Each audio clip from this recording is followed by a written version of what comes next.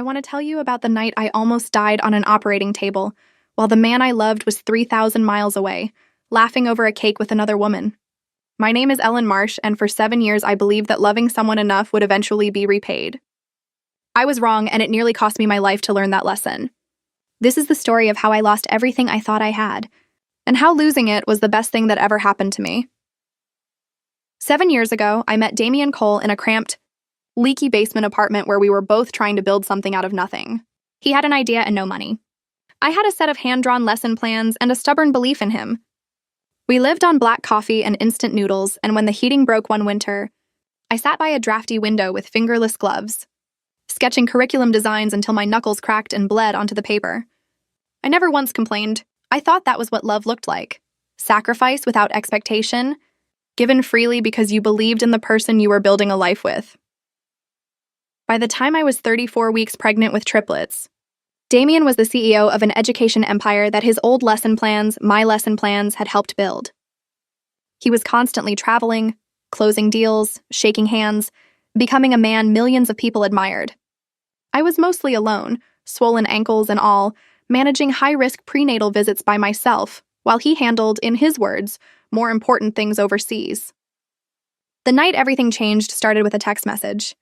He said his flight was delayed 2 days and that he had wired $50,000 to my account. Not a single question about how I was feeling. Not one word about the frightening test results from that morning's checkup, where the doctor had warned me my cervix was shortening and there was a real risk of hemorrhage. I started typing out the truth, that I was scared that something felt wrong. Then I deleted it, letter by letter, and replied with a single word. Okay. That was the pattern of our marriage. I absorbed the fear so he would not be inconvenienced by it. Minutes later, a notification lit up my screen, an Instagram story from Vanessa Pierce, a woman Damian called his top international partner. It was a photo of a red velvet cake with a candle shaped like the number 28, and beside it, a man's hand holding the knife. I recognized that hand instantly. The faint burn scar on the wrist was from an accident in our old basement kitchen, years earlier, when I burned myself making him soup. It was Damian's hand, cutting another woman's birthday cake.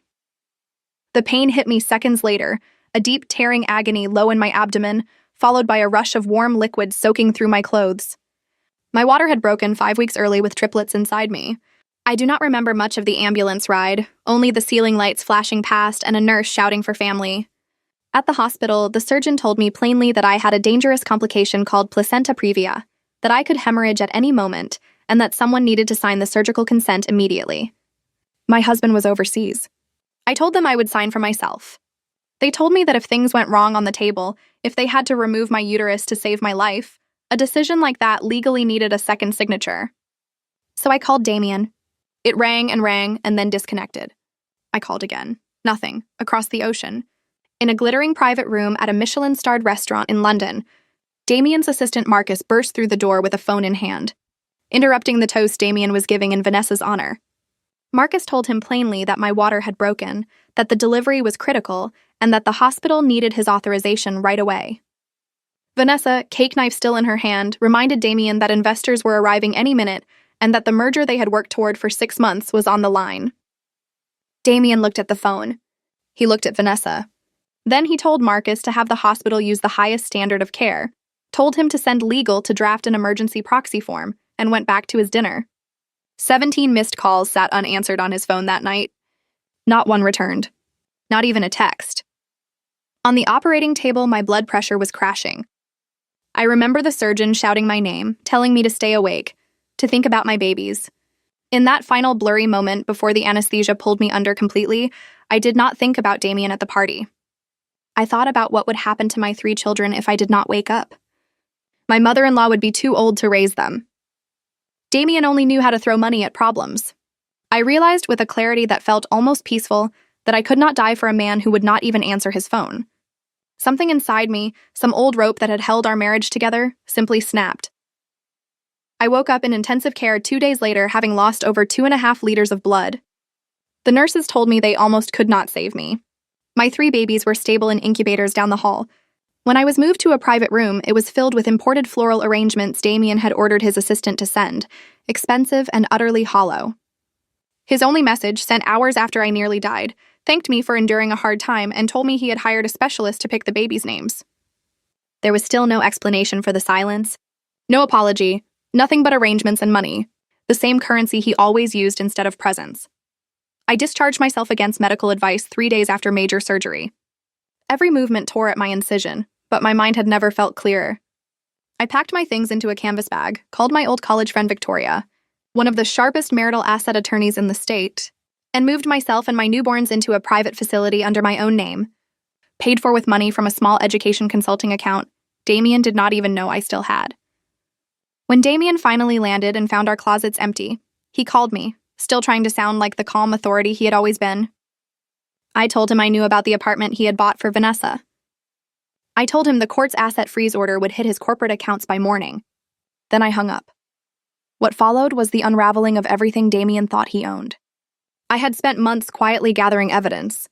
Watermarked copies of the original curriculum I designed 7 years earlier, records of hundreds of thousands of dollars funneled to Vanessa's personal accounts, and proof of an offshore trust he opened during my first pregnancy. The same week I suffered a miscarriage alone in an operating room while he was finalizing that very transfer overseas. In mediation, I laid it all out piece by piece, watching the color drain from his face as he realized I had known everything for years and said nothing, simply waited, and built my own foundation in silence. The final blow came from an old detail he had forgotten entirely. 3 months before his company was even incorporated, I had registered the copyright to the entire curriculum system under my own name, with a clause stating the free license expired the moment divorce proceedings began. Without that curriculum, his company's entire online platform collapsed. His mother, who once adored him blindly, went through an old storage box and found my original hand-drawn lesson plans, stained with my own blood from that freezing winter years earlier. She read him my private journal entries, one after another, documenting years of missed calls, lonely hospital visits, and a miscarriage he never even knew the full truth about. His own assistant resigned on the spot and came to work for me instead. 1 year later, Damien signed his own bankruptcy documents with an ink-stained thumbprint, his once tailored suits hanging loose on a frame that had lost all its former confidence. Meanwhile, I stood on a stage at an international education summit in a simple white suit, telling a crowd of investors and educators that when we treat companionship as something to be paid off instead of earned, we lose the right to call it love. My company, built from those bloodstained notebooks, had taken over half the market he once ruled. When he approached me afterward with a folder of what he called compensation, I did not even need to open it. I already knew every asset inside had already collapsed or been seized months earlier. I told him plainly that he had nothing left to give me, and no right left to ask. I walked away that night without looking back, my children waiting for me in the car, laughing about something small and ordinary, the kind of moment Damien never once showed up for. He sat alone on the cold marble floor of that hallway, and for the first time in his life, no one was coming to check on him. Some people only understand what they had once it is standing in a courtroom, or a boardroom, or a hallway, refusing to turn around one last time. If this story moved you, hit that subscribe button and join us for more real stories of betrayal, strength, and the moment everything finally changes. You will not want to miss what we share next.